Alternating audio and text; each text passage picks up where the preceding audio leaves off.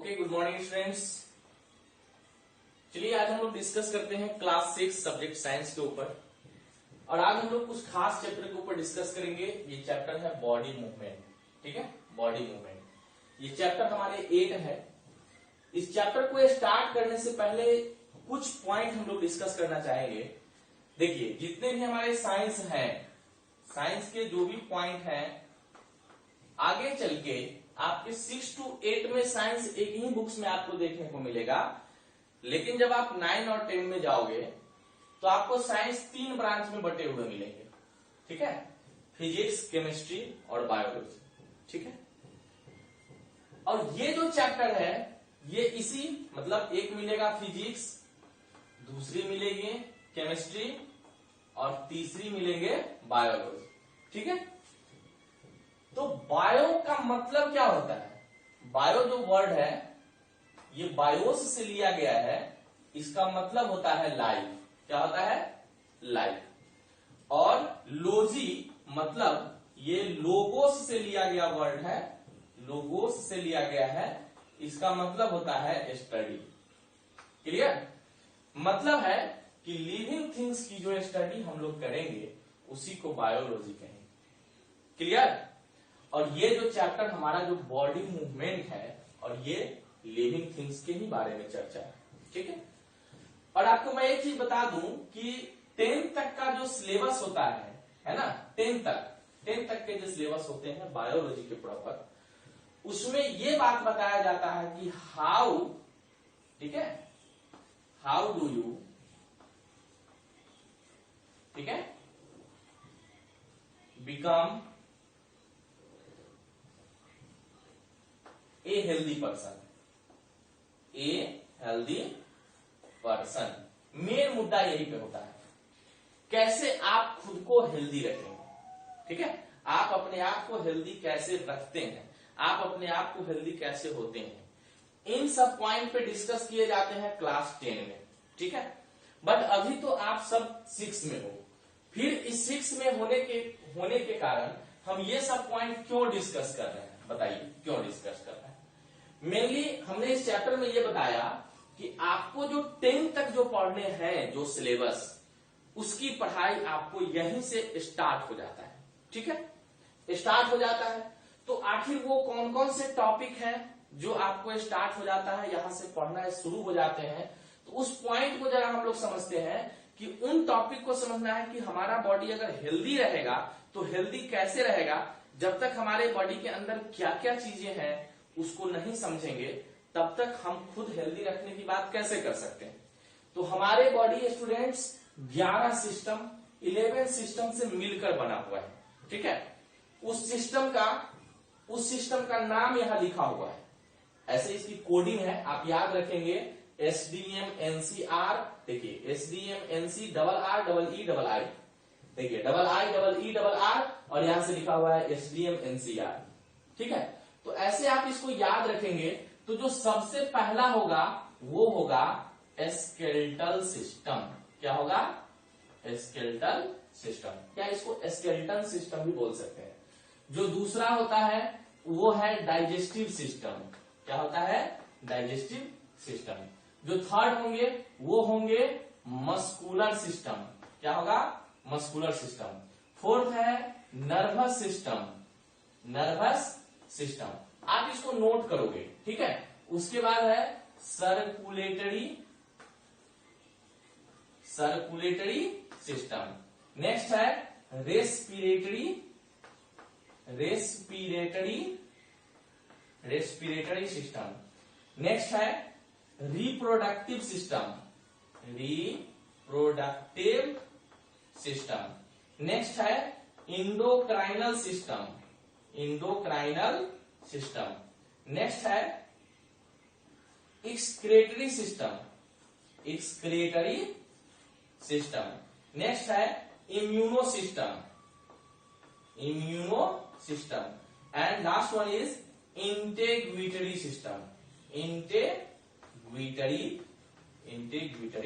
System. ये 11 system आपको पढ़ने हैं, आपको समझने हैं। कहां तक समझने हैं? तो पूरे 10th क्लास तक समझने हैं।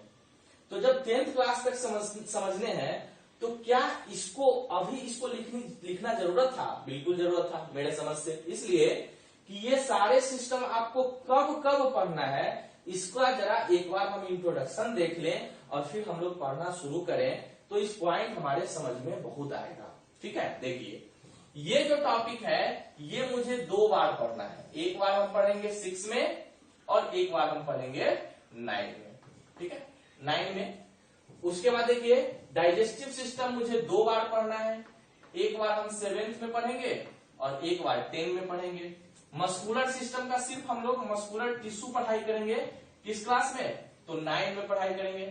ठीक है, इसके बाद नर्वस सिस्टम भी हम लोग 9 एंड 10 में पढ़ाई करेंगे।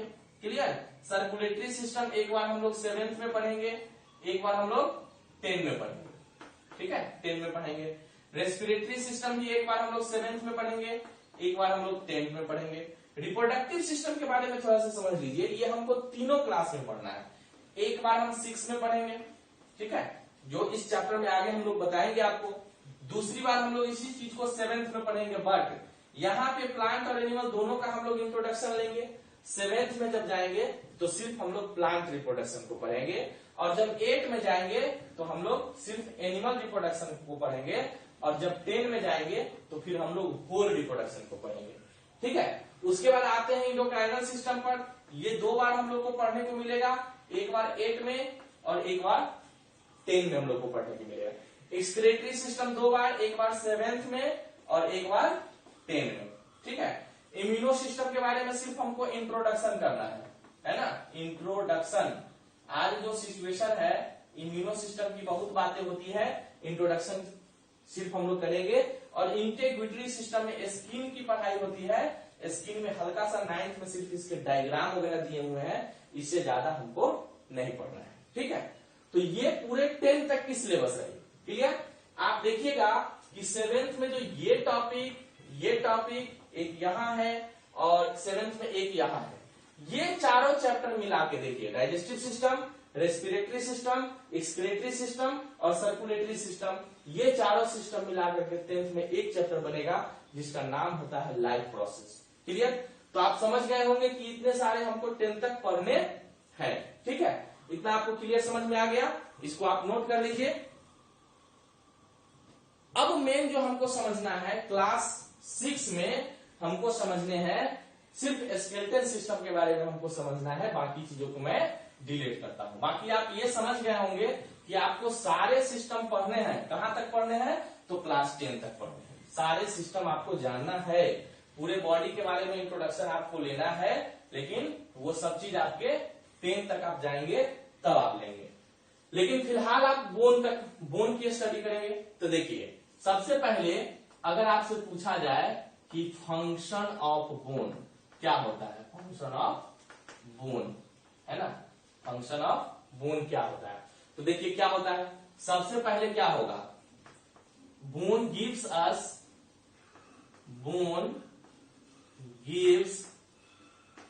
अस शेप एंड साइज। हम लोग के जो बॉडी में जो शेप है वो हमको कौन प्रोवाइड करता है? बोन प्रोवाइड करता है। दूसरा आप क्या लिखेंगे? ठीक है, इट हेल्प्स इन मूवमेंट। क्या करता है? ये मूवमेंट में हेल्प करता है। ठीक है, दूसरी बात। तीसरी बात क्या करता है? देखिए, हमारा ये अंदर में ब्रेन है और बाहर क्या है? स्कल है। ठीक है, स्कल है, इसको क्रेनियम भी कहते हैं, अगले वीडियो में या हम लोग डिस्कस करेंगे। तो इसके अंदर ब्रेन है, तो ब्रेन भी क्या कर रही है? प्रोटेक्शन कर रहा है। कौन कर रहा है? तो बोन कर रहा है। उसके बाद यहां भी देखिए, यहां इसके अंदर हार्ट है, लंग्स है, तो इसकी प्रोटेक्शन कौन कर रही है? ठीक है, बोन कर रहा है। तो क्या करेंगे? It protect vital organ of our body. ये वाइटल ऑर्गेन की प्रोटेक्शन करती है। ठीक है, वाइटल ऑर्गेन की प्रोटेक्शन करती है। ठीक है, जो भी मेजर ऑर्गेन है, हार्ट है, ब्रेन है, इन सब की प्रोटेक्शन करती है। और क्या करता है? इट हेल्प्स इन देखिए ब्लड सिंथेसिस। ये ब्लड सिंथेसिस में भी हेल्प करता है। कौन? तो बोन ब्लड सिंथेसिस में हेल्प करता है। और क्या करता है? ठीक है, जब आप कभी ठंडी में आप महसूस किए होंगे, जब ठंडी लग रही है तो ऐसे ऐसे करने लगते हैं। क्यों करने लगते हैं पता है? क्यों करते हैं पता नहीं है, लेकिन उसका मतलब ये होता है कि बॉडी को उसकी मूवमेंट करके हम बॉडी को गर्म करने की कोशिश कर रहे हैं, क्योंकि मुझे ठंडी लग रही है। ठीक है, तो इसको और ठंडी में गर्मी और गर्मी में ठंडी रखने की कोशिश करते हैं। मतलब क्या करेंगे? Bone helps in thermo regulation. Thermo regulation मतलब ये हीट को, गर्म हो गया बॉडी तो ठंडा करने की कोशिश करेगा, ठंडा हो गया तो गर्म करने की कोशिश करेगा। ठीक है, तो स्टूडेंट्स ये 5 पॉइंट जो हुए, ये जो प्रॉपर बोन के जो फंक्शन है, ये बोन के फंक्शन 5 पॉइंट हुए, इसको आपको ध्यान रखना है। ठीक है, अब रही बात, ठीक है इसको मिटा दूं।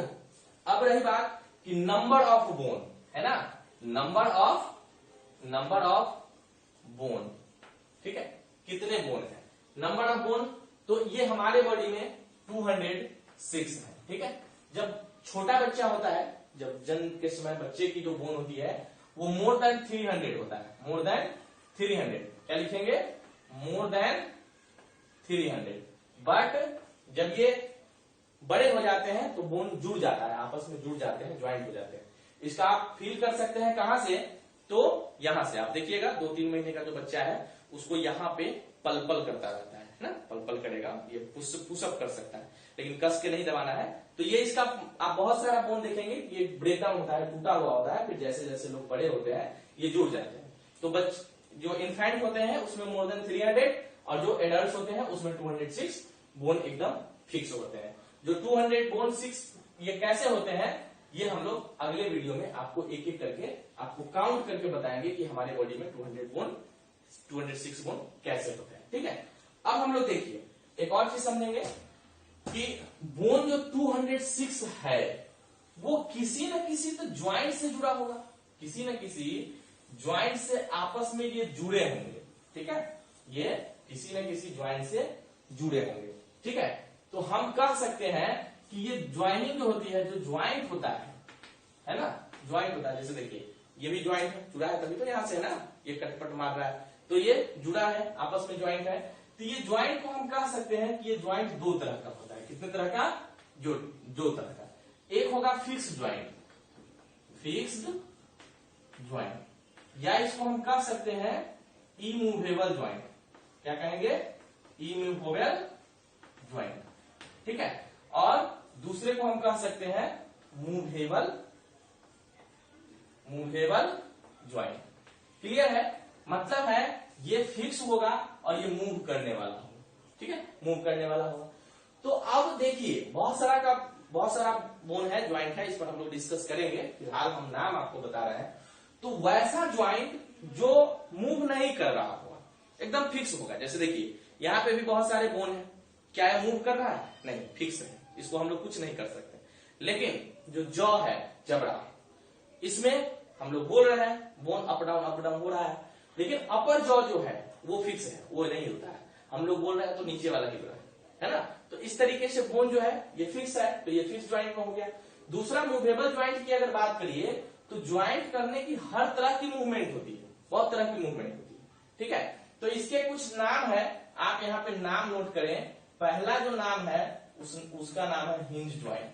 ठीक है, दूसरा नाम है पिवोट ज्वाइंट। क्या है? Pivot joint. तीसरा नाम है बॉल एंड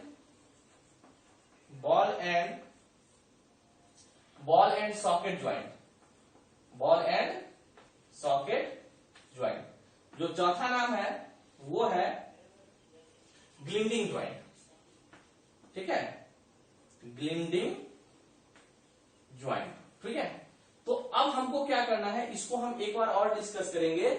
इससे पहले अगले वीडियो में, आज नहीं, उसमें हमको करना क्या है कि बोन हमारे बॉडी में होते कितने तरह के हैं। जितने तरह के बोन होते हैं उसको हम लोग जानते हुए, उसके ज्वाइंट को समझते हुए उसको पूरा हम एक्सप्लेन करेंगे, और ये हम लोगों का ये चैप्टर की आगे की ओर हम लोग बढ़ेंगे। एक एक पॉइंट करके आप देखते जाएंगे। आज हम लोग सिर्फ टाइप पे डिस्कस किए। बोन एक्चुअली हमको पढ़ना कहां से है, यही चैप्टर हमारा 8 है। इसको आप एक बार रीड भी करेंगे और जो चीज हम एक्सप्लेन करेंगे इसको आप नोट करेंगे, ठीक है। तो आज हम इतना ही रहने देंगे। अगले जो चैप्टर होंगे हमारा, उसमें बोन को हम लोग काउंट करेंगे और तब बताएंगे कि कौन से ज्वाइंट कहाँ पे होते हैं। उसके बाद बॉडी मूवमेंट है तो सिर्फ एनिमल का ही नहीं होगा, बर्ड का भी होगा, अर्थवर्म का होगा, कॉकरोच का होगा, बहुत सारे ऐसे ऑर्गेनिज्म है जिसके मूवमेंट को हमको समझना है।